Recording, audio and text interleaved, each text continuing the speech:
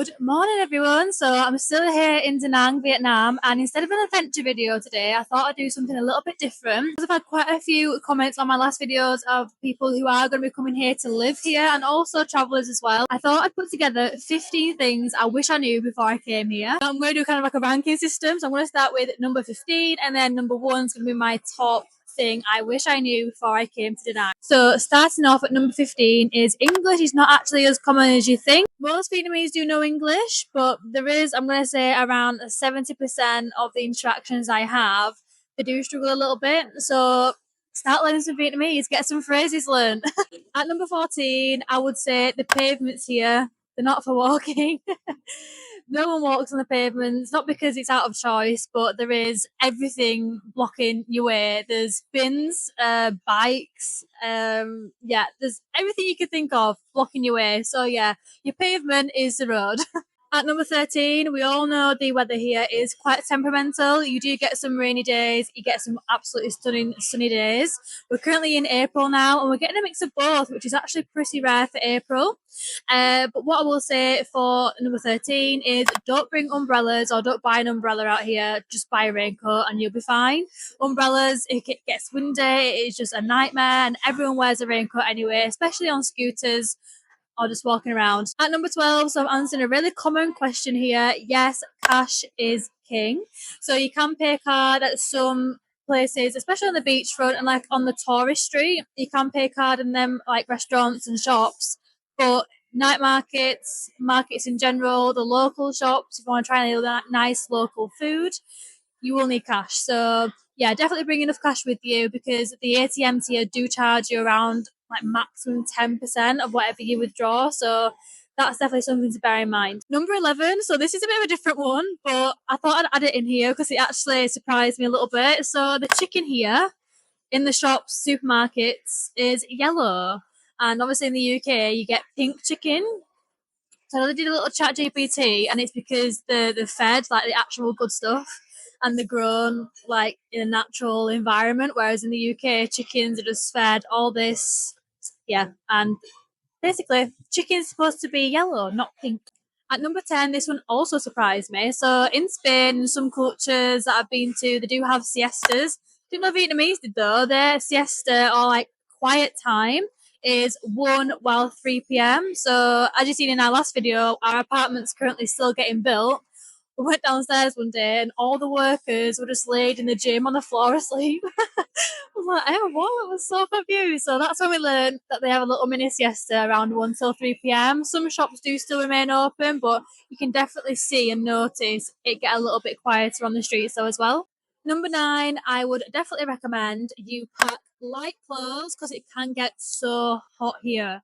Especially in the summertime, people have said it gets like unbearable. But if you come in like just beforehand, still bring a jumper though as well, and actually still bring a jumper in the hot season, because the aircon in some of the shops and restaurants can be very cold. So bring a mixture, but mostly just loose clothing and like a jumper or a jacket you can just chuck on. Number 8, which is something I definitely didn't know before I came here, and something I wish someone told me, because the price of sun cream and deodorant, them two things, so expensive. So expensive. You're looking at around like £12 for a sun cream, but it's like the Nivea one, and like it's a really small bottle. So yeah, for what you get, it's a lot of money in deodorants as well. So do try and pack as much as you can and bring it along with you. At number 7, something that we realised as soon as we stepped foot out of the airport is Grab is the Uber here. So Grab will deliver your food, takeaways, and also be your driver anywhere, scooters, cars, and it is so cheap for like a 5-minute drive, 10-minute drive. You're looking at around £1 to £2. So it's definitely cheap to get around here if you're not going to rent a motorbike. At number 6, it is the beach and the activities at the beach. It is my favourite thing ever. It's probably one of my favourite things here actually. So on a morning, all the locals, this is like 5 a.m, 6 a.m, all the locals that should dive into the sea, no matter what the weather, and they'll dance and they'll be doing yoga. Some will be, it's packed at 5, 6 a.m.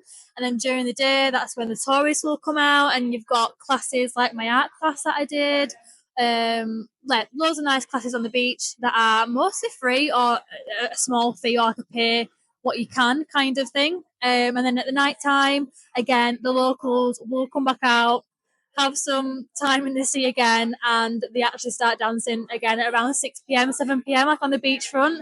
They're so fit. It's just such a different life out here, and the beach life is just perfect. That leads me to number 5. So number 5 is get yourself on all the Facebook groups possible. So all the activities, everything that's going on, is all advertised on these Facebook groups. I'll put some of my favourite Facebook groups that I get most of the information from and what's going on here. But yeah, definitely get yourself on those. Even if you're not here yet, even if you're coming here in a few months' time, a year's time, just get to know the people. There's certain groups for women in Da Nang. There's certain groups for entrepreneurs in Da Nang. Yeah, anything that you do, there is a topic and there's a group and there's hundreds of people in it. I can't even describe how packed it is here of expats, nomads. It is, yeah, definitely a place of opportunities if you do work from your laptop. At number 4, I have to mention obviously the traffic here. There's so many videos going around of showing the traffic in Vietnam. Yes, it looks chaotic, it looks absolutely mental, and it is, but it's organised chaos. Everyone's okay, they know what they're doing. However, if you are a tourist and you don't know how to ride a bike, do not get on one. Yeah, just don't do it because you will hurt someone or you'll hurt yourself. That's one thing I would just recommend. Learn to drive a motorbike if you want to hire one before coming out here. So now we're at the top 3 things I wish I knew before we came to Da Nang. So number 3 is the local eSIM. Do not get an eSIM at the airport because it's a bit more expensive and you can get way better deals at a local eSIM shop. I might do a separate video on this, but basically there is a shop called Vietel, I think is how you pronounce it. There's plenty of them in and around Da Nang. They'll sort you out an eSIM or a physical SIM to put into your phone. So yeah, sort it out after the airport. Once you get off the airport, don't worry about booking a taxi anywhere because Grab is there straight away and they'll order you a taxi and you'll be on the airport Wi-Fi to do that. Get to your hotel, connect to that Wi-Fi, and then find your nearest Viettel, head there and get your data. The second thing is do not worry at all about a visa because you get 45 days when you enter the country. This is if you're a UK citizen, not sure with any other nationalities, but as a UK citizen, you get 45 days free as a tourist visa. Once that visa runs out, don't panic because there's 2 big companies that I know that are here that will sort everything out for you. Very reliable and everyone uses them. We use one called Lin Visa. So you basically pay her a set fee. It's like £100. She takes you on a massive, nice, comfy coach to Laos border. She sorts out all of the documents for you, and then you get taken back on the same day. And yeah, it's a fully booked trip. Like every single day, I think she does it. Everyone uses her, and yeah, don't worry about your visa because she can sort it out for you. And finally, at number 1, this is definitely, I think, Da Nang's biggest problem at the moment. It is the hotels and apartments are full of damp. Damp everywhere. You've got to be really, really careful when you're looking on booking.com or Airbnb.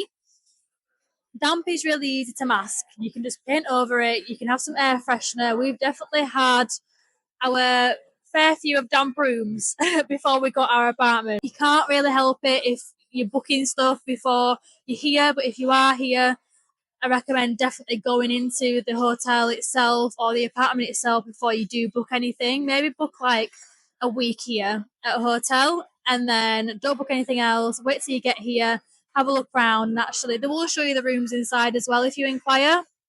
And just book that way because it's definitely a rising problem. Obviously, it's so humid here. You get the wet days. So, yeah. Let me know if you like this video. I'm obviously going to be in Da Nang for a long time. So, let me know in the comments if you've got any video recommendations. I've got a lot more adventures planned, so I will be filming them too. But yeah, subscribe, like, leave a comment, and thanks for watching.